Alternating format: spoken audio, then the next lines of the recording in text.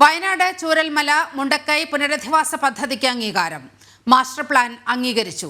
പുനരധിവാസം വിശദീകരിക്കാൻ മുഖ്യമന്ത്രിയുടെ വാർത്താസമ്മേളനം 3:30-ക്ക് ചേരും. വിവരങ്ങളുമായി എസ് ശാലിനി ചേരുന്നുണ്ട്.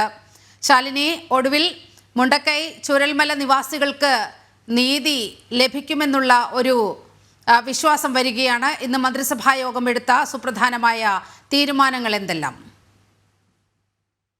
ഉരുൾപൊട്ടൽ ദുരന്ത ബാധിതരെ പുനരധിവസിപ്പിക്കുന്ന കാര്യത്തിൽ സംസ്ഥാന സർക്കാർ തുടരുന്ന കെടുകാര്യസ്ഥതയ്ക്കെതിരെ വലിയ രീതിയിലുള്ള വിമർശനങ്ങൾ പ്രതിപക്ഷം ഉയർത്തിയ സാഹചര്യമുണ്ട്. BJP അടക്കം ശക്തമായ പ്രതിഷേധം അറിയിച്ച പശ്ചാത്തലം. ഇതിന്റെ ഈ ഒരു ഘട്ടത്തിലാണ് ഇന്ന് യോഗം ചേർന്നത്. ഈ യോഗത്തിലാണ് പുനരധിവാസം സംബന്ധിച്ചൊരു അന്തിമ തീരുമാനത്തിലേക്കും പുനരധിവാസം നടപ്പാക്കുന്ന കാര്യത്തിൽ ഒരു സർക്കാർ ധാരണയും തീരുമാനത്തിലും എത്തിയിട്ടുള്ളത്.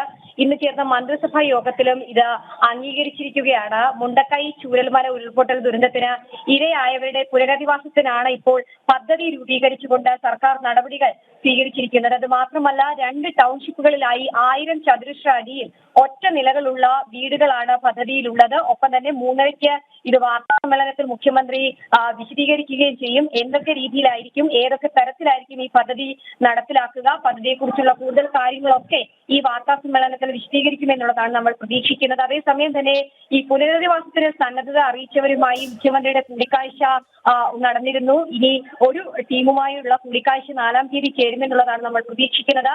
50 വീടുകളിൽ കൂടുതൽ നിർമ്മിക്കാമെന്ന് വാഗ്ദാനം ചെയ്തവരെയാണ് ആദ്യഘട്ടത്തിൽ കാണുന്നത്. അത് മാത്രമല്ല, കർണാടക സർക്കാരിന്റെയും കർണാടക സർക്കാരിന്റെ അടക്കമുള്ള പ്രതിനിധികളുമായി മുഖ്യമന്ത്രി കൂടിക്കാഴ്ച നടത്തിയിട്ടുണ്ട്. മുസ്ലിം ലീഗ്, DYFI അടക്കമുള്ള സംഘടനകളുമായി ചർച്ച നടത്തി. പക്ഷേ ഈ ഒരു പുനരധിവാസം വലിയ രീതിയിൽ നടപ്പിലാക്കുന്നില്ല. കേന്ദ്രമടക്കം സഹായം പ്രഖ്യാപിച്ച സാഹചര്യം, കേന്ദ്രത്തിന്റെ സഹായം പണമായി നൽകിയിട്ടും അത് കൃത്യമായി വിനിയോഗിക്കുന്നില്ല എന്നുള്ളൊരു വിമർശനം സംസ്ഥാന സർക്കാരിനെതിരെ ഉണ്ടായിരുന്നു. ഒപ്പം തന്നെ PMDRF-ന്റെ ഫണ്ടിലേക്ക് വന്ന കോടികൾ, ആ കോടികൾ പുനരധിവാസത്തിനായി ഉപയോഗിക്കുന്നില്ല എന്നുള്ളൊരു വിമർശനം കൂടി ഈ ഘട്ടത്തിൽ ഉയർന്നിരുന്നു. ഈ ഘട്ടത്തിലാണ് ഇത്തരത്തിലൊരു ചർച്ചയിലേക്ക് ഒടുവിൽ മുഖ്യമന്ത്രി അടക്കമുള്ളവർ എത്തിയിട്ടുള്ളത്. എന്തായാലും ആ ചർച്ച ഈ പുതുവർഷ ദിനത്തിൽ പ്രതീക്ഷയോടുകൂടിയായിരുന്നു വയനാട് ജനത കാണുകയും ചെയ്തത്. ആ പ്രതീക്ഷയ്ക്ക് എന്തായാലും മങ്ങലേറ്റിട്ടില്ല എന്നുള്ളതാണ് നമുക്കിപ്പോൾ സർക്കാർ വൃത്തങ്ങൾ നൽകുന്ന വിശദീകരണം. ശരി ശാലിനി, മന്ത്രിസഭയുടെ അംഗീകാരം ലഭിച്ചിരിക്കുകയാണ് വയനാട് മാസ്റ്റർ പ്ലാന്.